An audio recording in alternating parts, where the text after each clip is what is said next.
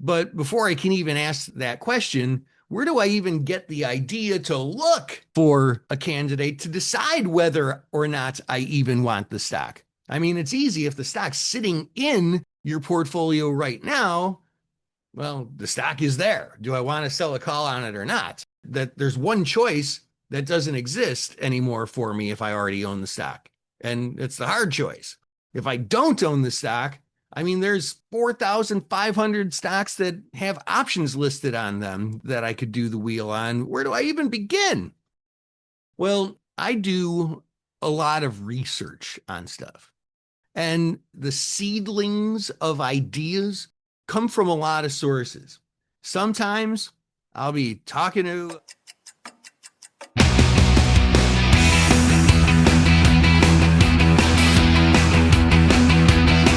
Hello, Wealth Builders. You're listening to Wealth Building with Options. Here's your host, Dan Passarelli. Hey, Wealth Building family. Welcome to episode 79, How I Find Wheel Trade Candidates.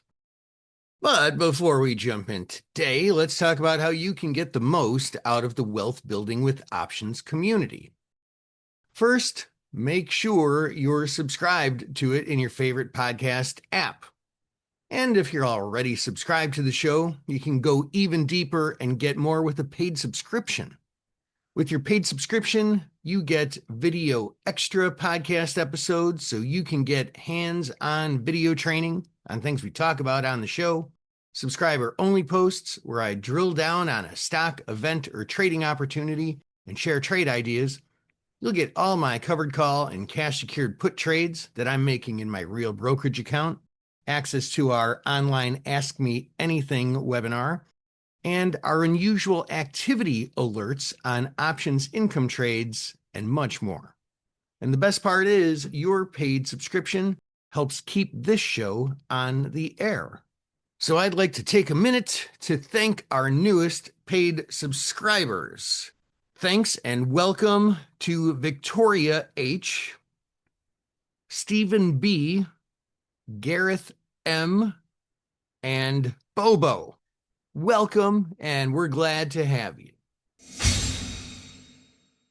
It's a common thing for traders to have ADHD. I know, it's weird hearing me say that, but oh, wait, look, a squirrel. Sorry, just kidding, couldn't help myself. All right. Anyway, I know it's weird hearing me say that it's common for traders to have ADHD because I'm always talking about how important it is to have a plan and follow that plan, and you should treat your trading like a business.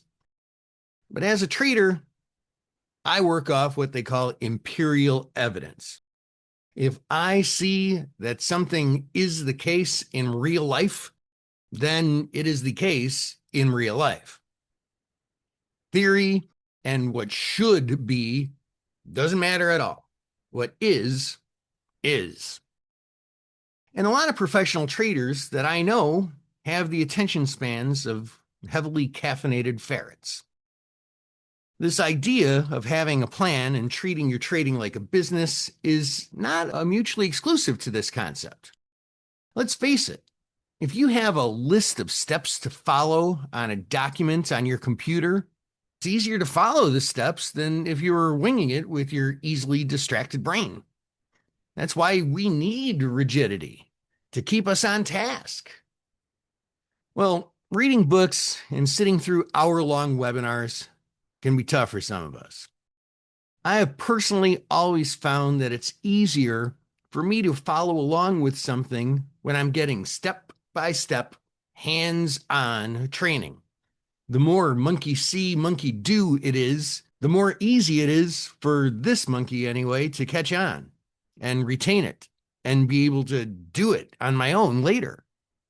That's one of the reasons I do video extra episodes occasionally.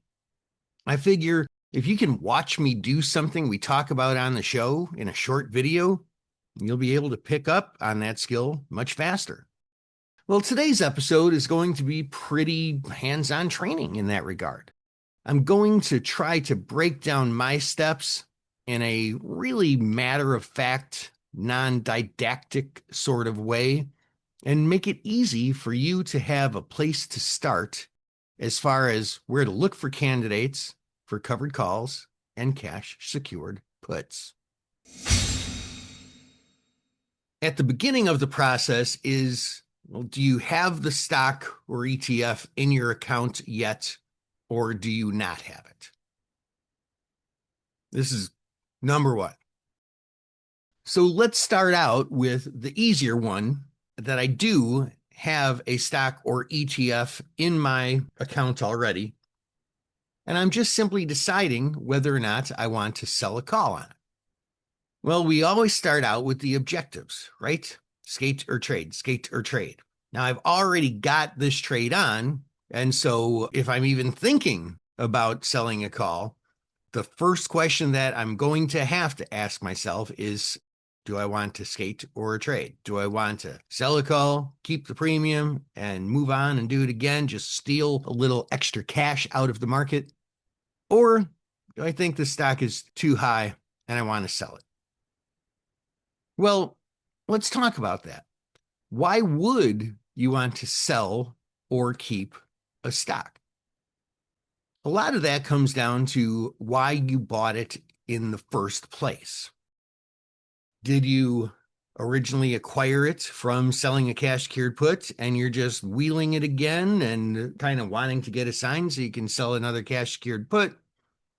Or was it a stock that you thought would be a good technical play for the short term, and now you're taking a look at it, deciding whether you should sell it here or not?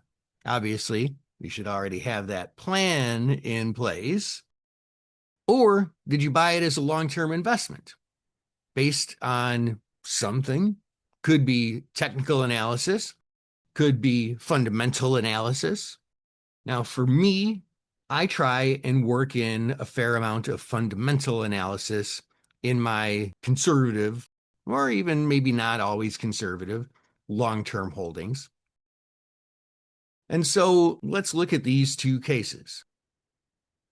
If I bought it not using fundamentals, not as a long-term investment, not for some of those reasons that I'm going to talk about in just a couple of minutes, as far as what I look at for investments, then I'm probably just going to be using technical analysis. I'm going to be looking at ranges.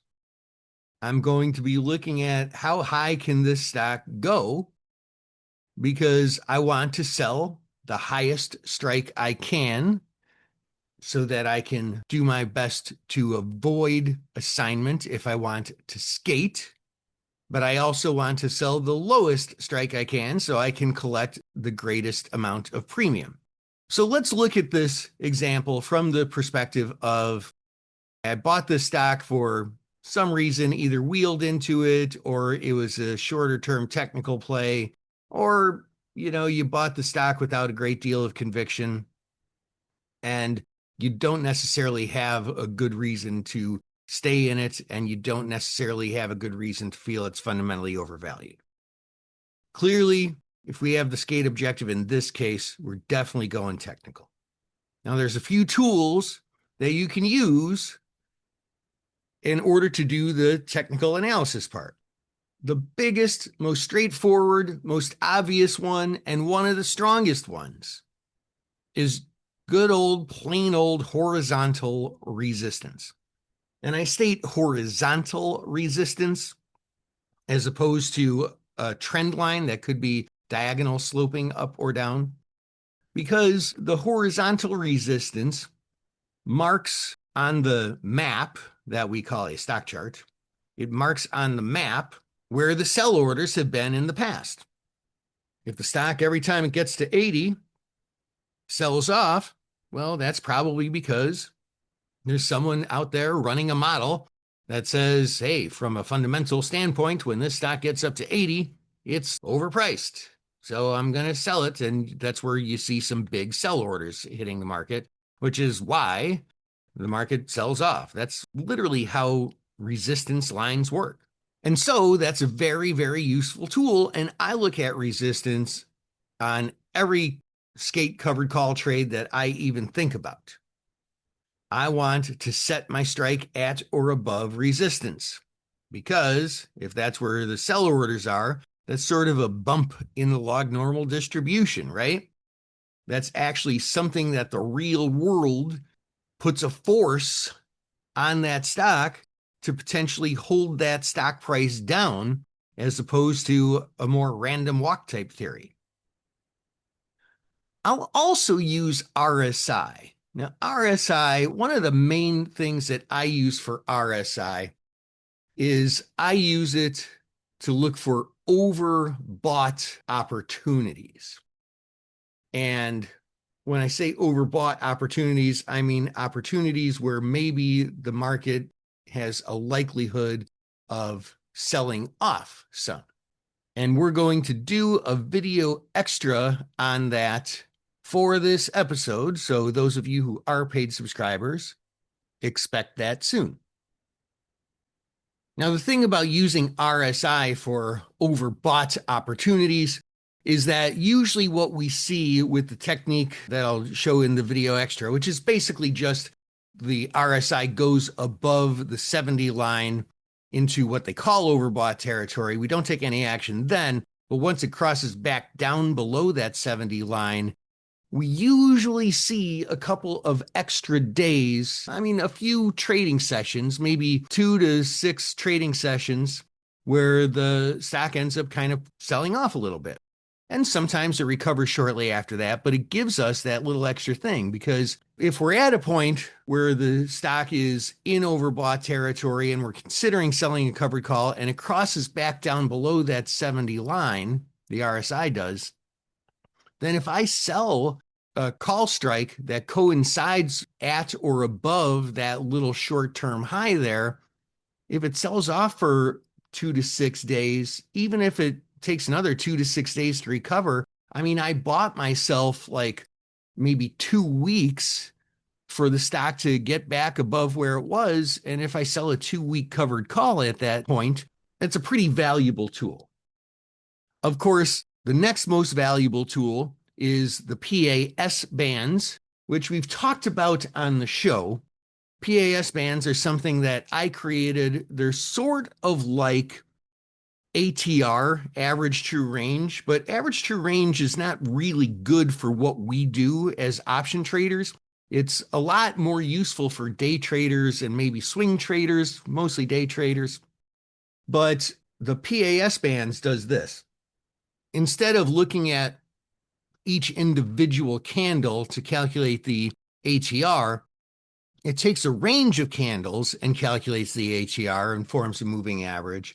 And then we put a band above the stock and a band below the stock. And if we look at the PAS bands and set the number of days in the true range calculation to the number of trading days, not calendar days, but trading days to expiration, that gives us a pretty good anchor for a place where the stock is not likely to get above for a covered call or below for a cash secured put. And we can look at those in a video extra as well. If you're not familiar with PAS bands, there is a resource. You can go to buildconsistentwealthwithoptions.com/PAS-bands-indicator. And goodness gracious, that is a long URL. Oh my gosh, especially if you're driving. How are you ever going to remember that? buildconsistentwealthwithoptions.com/PAS-bands-indicator. But you can also go to just the initials of the book, bcwwo.com, navigate to resources. And if you navigate to resources, then you can just simply go to the PAS bands indicator, which is linked to on that page. And if you already are familiar with it, you can sign up for it, get a little bit of a discount, some bonuses with that. And you can also watch a training on it that is free for you to watch. It kind of shows you how they work and then gives you that sweetheart little discount after that. So those are the things that I use when I'm looking to skate on a stock that I already own that I don't have any real reason to stay in. Now, if I bought a stock based on fundamentals prior to that I had a good reason for buying it, then there's a couple of considerations that I have to take.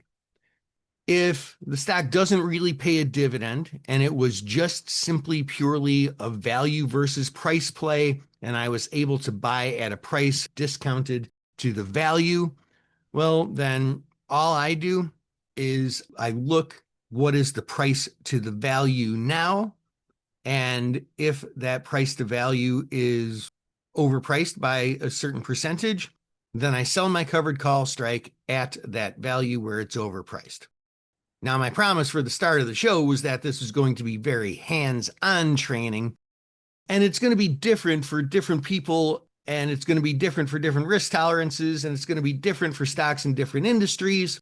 But let me just give you some very simple hands-on training on this. Let's say I bought a stock because the PE ratio for that stock was like 8, and we determined that that was very low when I bought the stock. Well, first, how did I reach that decision that 8 was a low PE ratio? Because it's different for different industries. And whatever criteria I used to look at the value from a PE ratio standpoint, maybe I figure, oh, this should probably be a PE of 10 to 12 for this industry. And it's 8, so I bought it. And now, it's 17. Well, then it might make for a good case to sell it. So you can use kind of your personal judgment, but here's the bottom line. Whatever criteria you use to get in, if there's a certain threshold below the value range that led you to buy it, once you're a certain threshold above that value range, that would be a good place to set your covered call short strike to sell it. So we can use a value range for just a simple P ratio. Very, very simple, very straightforward. Now, it is said, and I think that the person that I actually learned this from was Rob Pascarella, who I interviewed several episodes ago.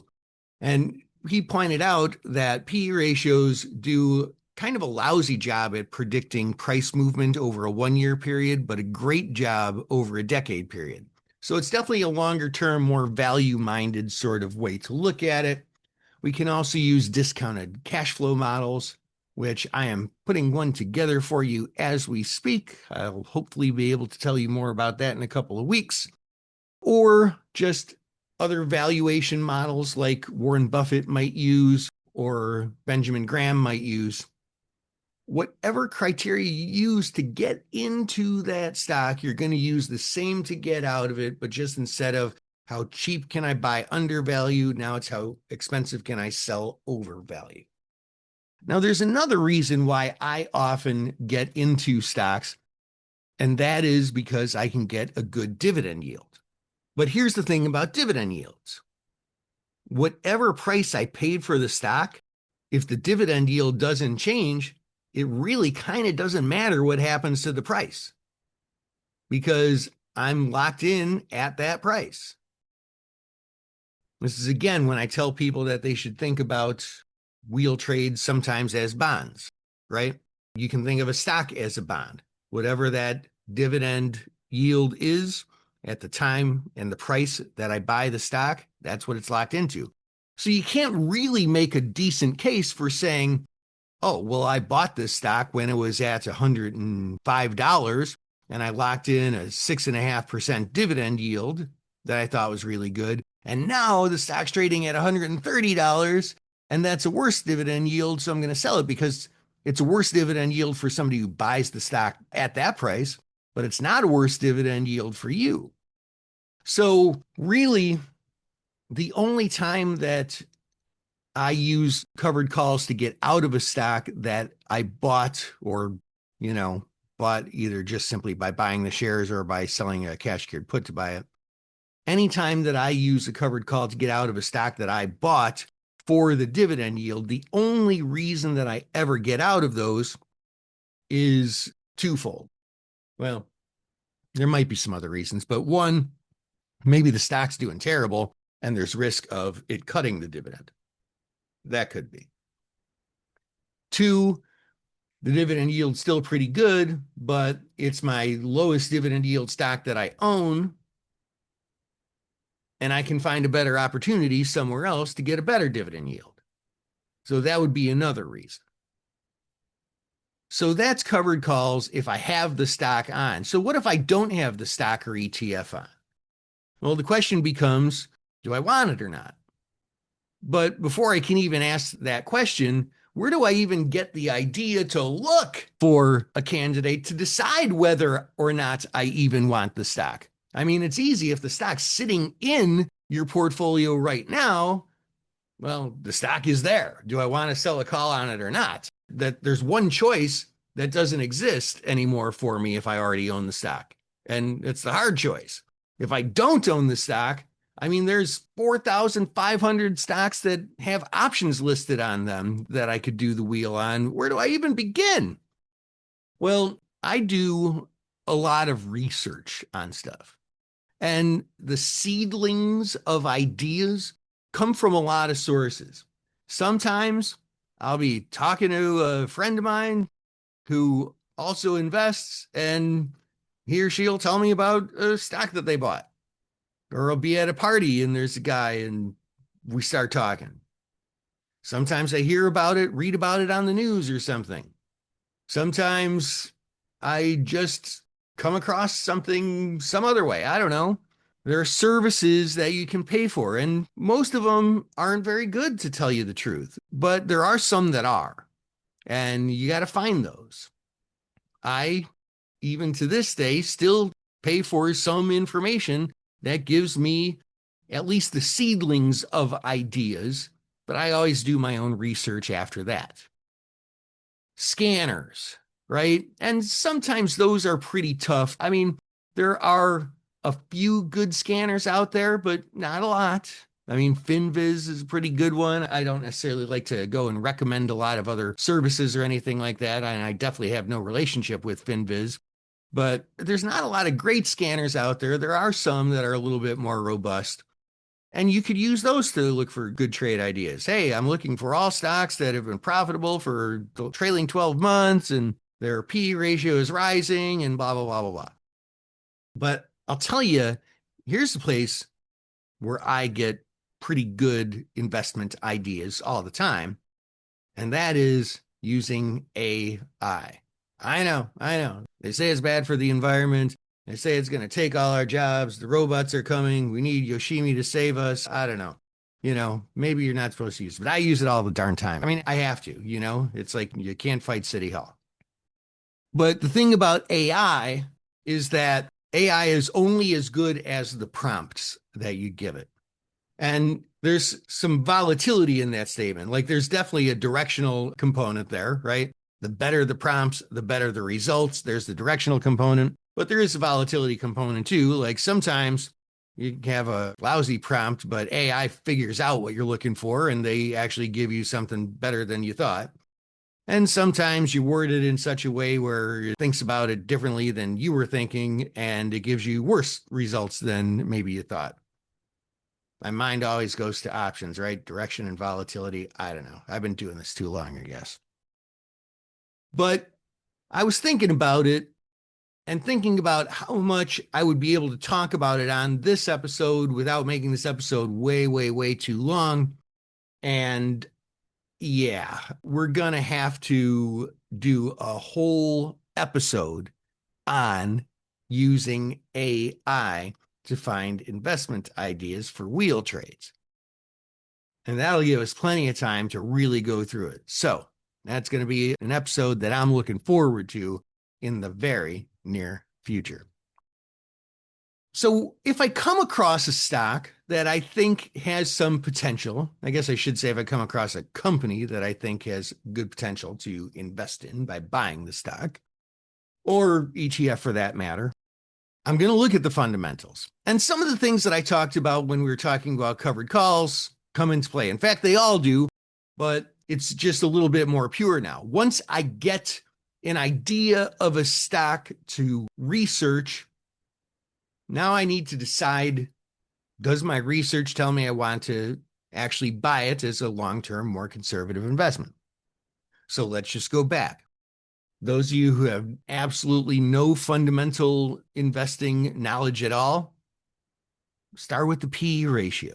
I mean, it's one simple tool, but I think that was Benjamin Graham's favorite tool. He was Warren Buffett's teacher, probably the most famous and most successful investor of all times. So you can't go terribly wrong by using the PE ratio. It has its limitations. If that was just the best thing, then nobody would have created all these other fancy things like discounted cash flow models and all that. So use that if you're brand new to it. Otherwise, move on to discounted cash flow models or other fundamental models, which require a lot of learning and also probably require putting together a pretty elaborate spreadsheet. And it can be time consuming, but once you dial it in, it can become really pretty important. So the whole concept, though, of using fundamentals is to say, this is the value range of the stock. What price does it need to be trading to be far enough below that value range that it makes sense for me to put my put strike at that price?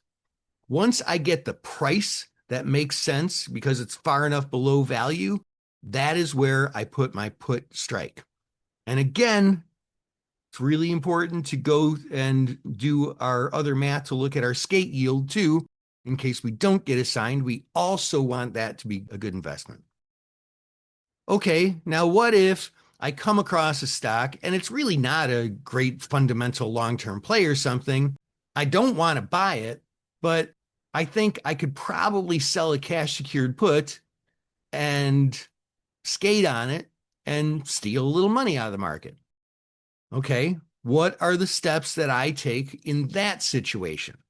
Well, that situation, I could have started out thinking that it might be a good long-term investment and determined it's not. Or I could have just identified it from a chart.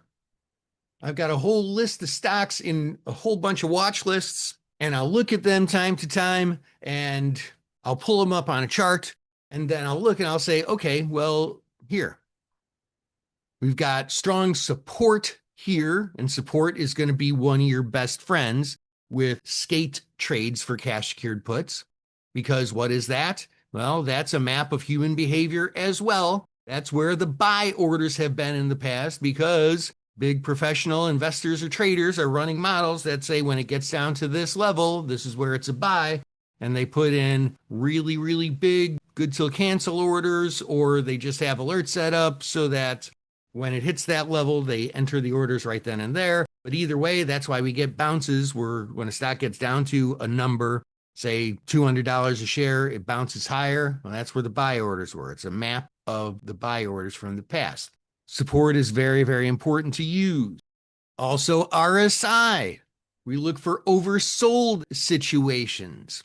We look for when the RSI line crosses down below the 30 line and then crosses back up above the 30 line, because we tend to have some follow through to the upside then, at least for a few days, which if we sell a 1 week or 2 week or something like that, cash secured put can give us just enough time to be able to steal a little cash out of the market and skate on that put or buy it back for a lower price. Thirdly, we have the PAS bands, this time the lower band. We want to set the true range period for the PAS bands to the number of trading days to expiration of the option we're considering, and maybe start out basing that off a support line or RSI or something and use PAS bands in addition. That just makes everything super powerful. But we set it to the number of trading days to expiration we're considering, and then we set our short put strike at or below that lower PAS band.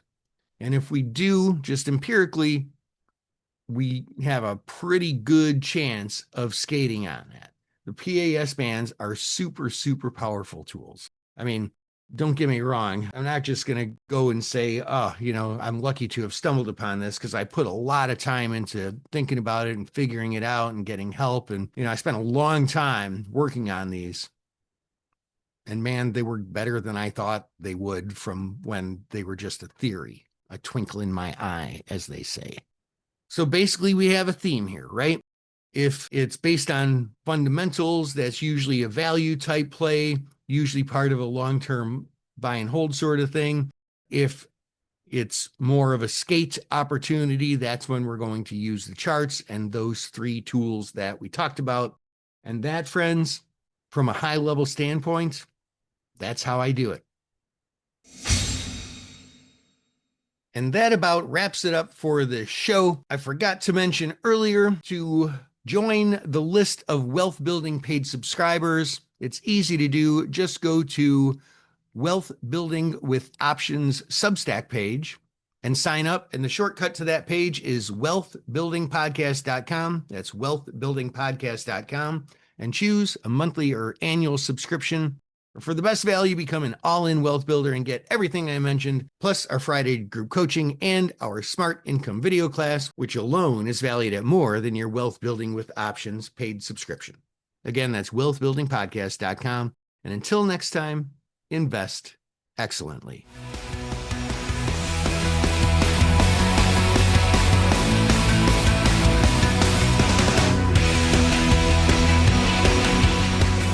Options involve risk and are not suitable for all investors.